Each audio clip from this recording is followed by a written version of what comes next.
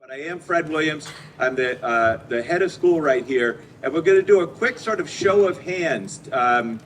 If you are related to Mr. Groom in some way, would you raise your hand? Who is related to Mr. Groom here? Okay.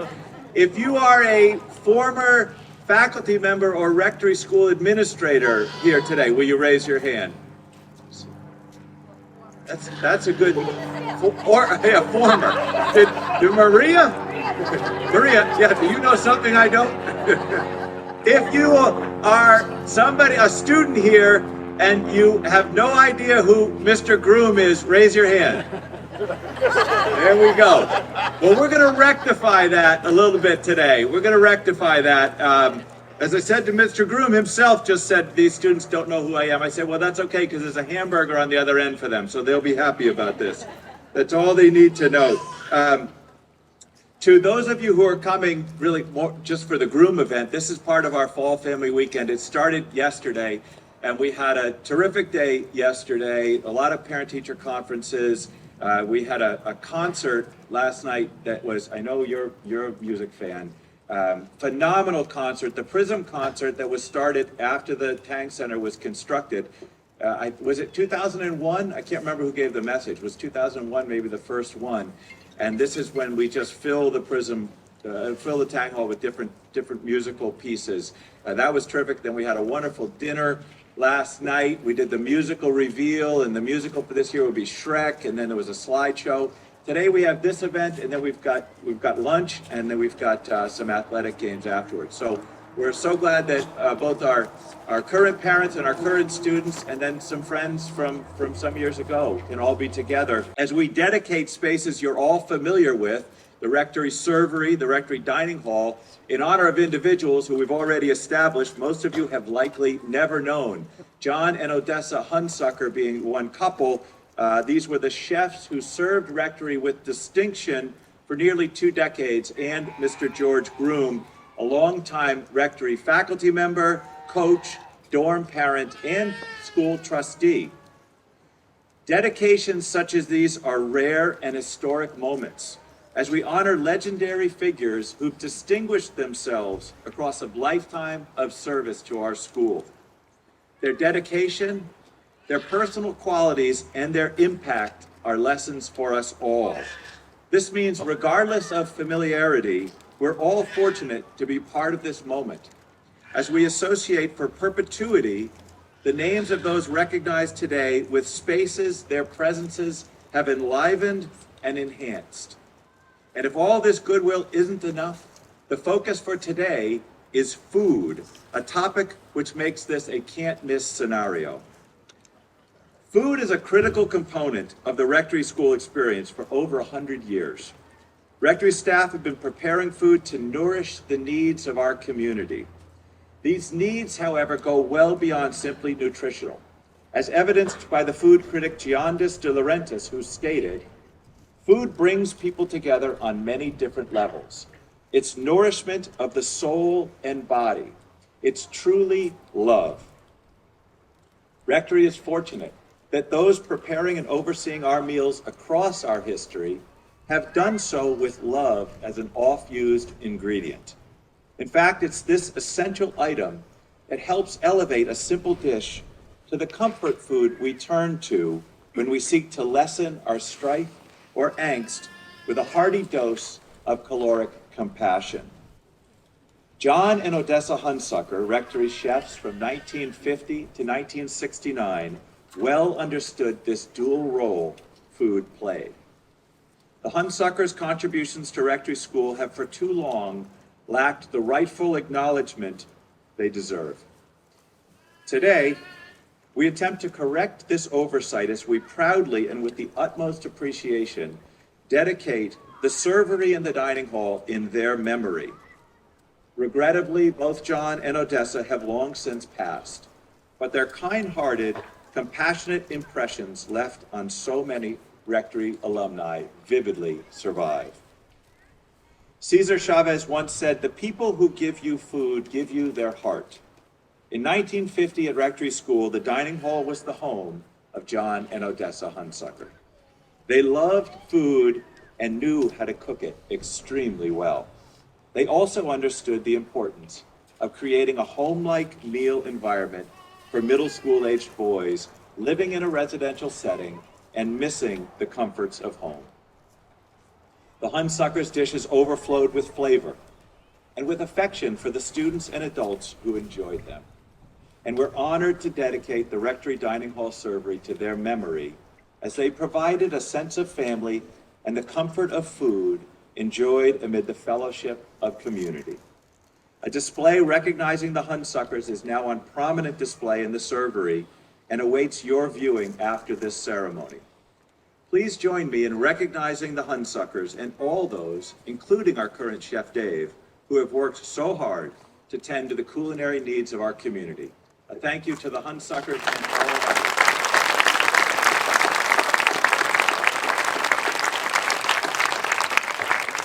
And there is a beautiful display up in their honor, and I would encourage everybody after this presentation to go inside and look at it. Moving from the Hunsuckers and the Servery to the building as a whole, we are especially honored to dedicate the dining hall in honor of Mr. George Groom. When I arrived at Rectory, Mr. Groom had already retired from full-time teaching, but he was still active on our campus as a volunteer in our athletic office, where he helped wash uniforms and tend to other tasks assigned by Mr. Healy. It's worth noting, on a cost per person basis, he was by far the most economically viable employee, as his salary and benefits combined amounted to zero. His contributions, however, even at this stage in his career, were invaluable. In fact, just the other day, Mr. Campbell, one of our current employees, told me of the influence Mr. Groom had on him, as Mr. Campbell was just beginning his Rectory career and heeding all Mr. Groom had to offer. When reflecting on his own start at Rectory many years ago, Mr. Groom termed this an act of faith, as Mr. John Bigelow hired him with little teaching experience. Mr. Groom also noted that seeing Rectory for the first time was love at first sight, even if, as Mr. Groom stated, he was fully unaware of the demands, expectations, and realities of junior boarding school life. Trained as a Methodist minister and compelled by life experiences, Mr. Groom did possess what was most important to his success: a full commitment to the service of others. This commitment was readily evident in all that Mr. Groom took on. In the classroom, Mr. Groom's knowledge of and passion for history inspired and educated countless students to the value of that discipline. This was reiterated a few years ago when I was visiting with an alumnus who noted that George Groom is the reason he knew how to write a research paper. This young man also happened to be seated at Mr. Groom's dining room table, and he remembers how both Mr. Groom and Mrs. Groom made a homesick student living far from Pomfret, Connecticut, feel welcomed. While many would have echoed this sentiment regarding the academic impact Mr. Groom had on them, an equally large group would comment on the impact Mr. Groom had on them as a soccer player. An avid football fan to this day, go Manchester United and Rectory Wolves, Mr. Groom combined a love for the sport with a skill for building a cohesive, talented unit, as he led many Rectory teams to great success across his coaching years. Visiting Mr. Groom's home a number of years ago, I noticed all the team photos still adorning his walls. And as we spoke about his coaching career, the players and the memorable games came rushing back with impeccable recall. We do well what we love. George Groom loved coaching the Rectory boys on the soccer field. Returning back to his start at Rectory shortly after his arrival, and consistent with his agreeable, supportive nature, Mr. Groom agreed to take over managing the dining hall on a temporary basis. Clearly, this was a naive move on his part, as the temporary basis extended to near the end of his career a few decades later. But like his contributions in the classroom, on the soccer pitch, and eventually in the boardroom as a trustee of the Rectory School, Mr. Groom completed his responsibilities with expert results. In my travels, countless numbers of alumni recount Mr. Groom's blessings in the dining hall. His calm, graceful affect brought civility to the meals. An amazing statement given the fact that the tables were occupied by middle school boys with voracious appetites and at times questionable scruples. But Mr. Groom persisted, as he did with all of his undertakings, resulting in an enjoyable meal for the food consumed and the company enjoyed. When asked about his approach to teaching in school, Mr. Groom noted that success lay in establishing rapport between the teacher and the student. The thrice daily meals in the dining hall provided an invaluable setting to engage in this work, and the success of his motto is evidenced by the many alumni who remember Mr. Groom in all of his roles so fondly. It takes more than one voice to appropriately honor Mr. Groom, and I'd like to invite Mr. Brad Seward to come forward and share a few words. Mr. Seward?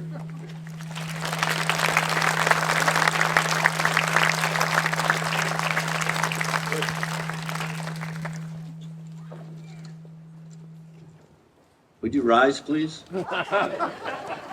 Only kidding, only kidding. Those were the words I heard for many years after each meal. And I can remember the prayers, I can remember it all. I've known Mr. Groom for almost 50 years. Most people know him as a man who ran the dining hall with care and compassion and had a table that everyone wanted to sit at. He was an excellent history teacher. He was a great coach. He's a man who handled every aspect of boarding school life flawlessly. But I also know him as a man who you can see his heart in his eyes. I would often see Mr. Groom talking to students, counseling them, advising them, and they would always leave him with a smile on their face. I would seek out Mr. Groom every day, and even if it was just for an hello, it brightened my day.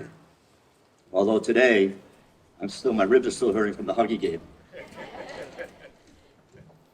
Rectory School is truly a better place because of Mr. Groom. I know I am certainly a better person because of him. It is a privilege for me to call him friend. Mr. Groom, you are a great man. I sincerely appreciate you so much.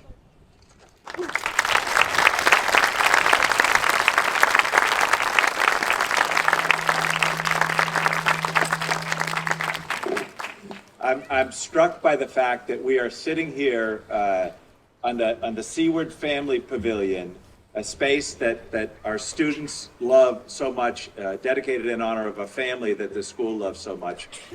And it's right next to what is now the Groom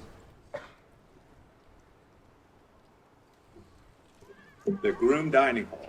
The Groom Dining Hall. These are gods of the industry right here, between the Seward Pavilion and the Groom Dining Hall. This is the Mount Rushmore of Rectory right here, for sure. Mount Rushmore of Rectory.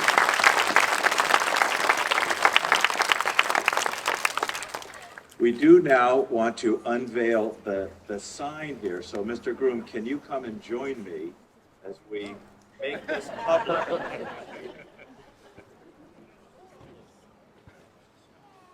All right, let's see what we've got behind us right here. Which is your better side, left or right? You ready to take this off?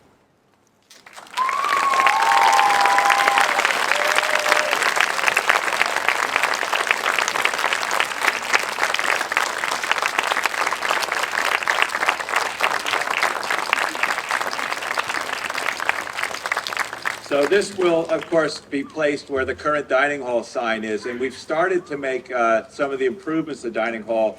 Some of you haven't been in there for a while, but if you have been in there recently, you'll see we've got new furniture that's coming in. We're going to completely redo the servery. The students are all excited because I keep saying this, we're going to get the panini makers in there. So they will remember you because you are the man who helped bring panini makers to Rectory School. The big plan is the outdoor pizza oven. We're still working on that one, so the outdoor pizza oven. But The name is enough, but we did want to associate with some enhancements. And all of us, George and Sandy, we know that anyone who does this job well does it with a partner who supports them and allows them to do it well. So to you too, again.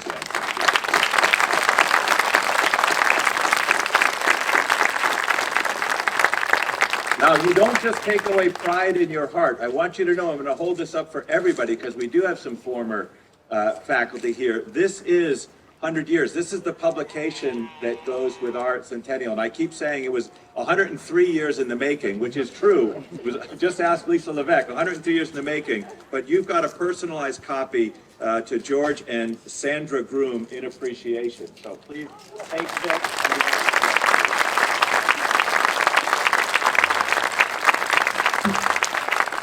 And it was worth putting a coat and tie on, Mr. Seward, because the Seward family also gets a personalized copy of this. So for you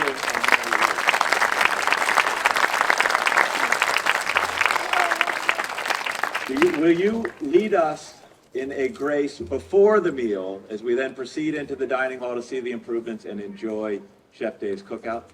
Mr. Groom. I just want to say thank you as I look out on a group of people that I know very well. My family, Mike, Suzanne, Phil, Mike. Glad it's not only me. Would you rise, please?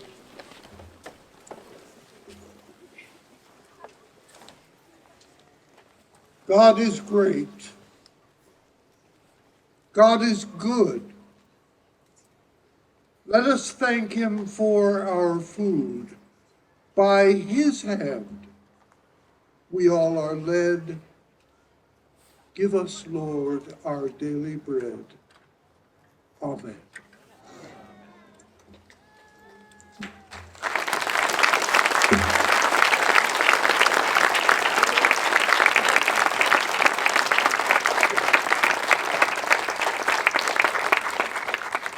Why don't we, I think we'll send the students through first because they're going to probably go at a quicker pace. And then the adults can linger here for a moment and then go through the dining hall and see what we have in there. So students, go ahead and enjoy your lunch.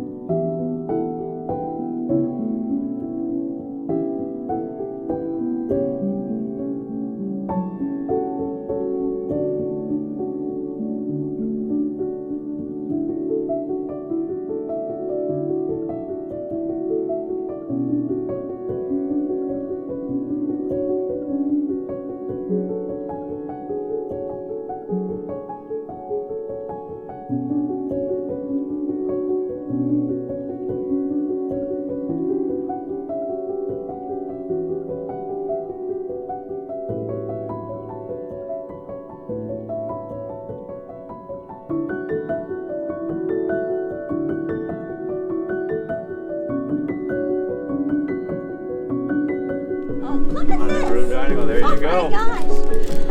Wow!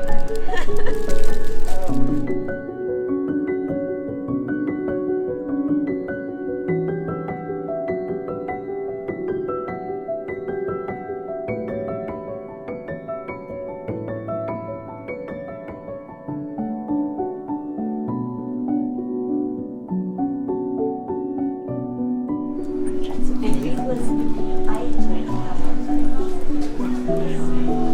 I'm not used to this film. Let's go.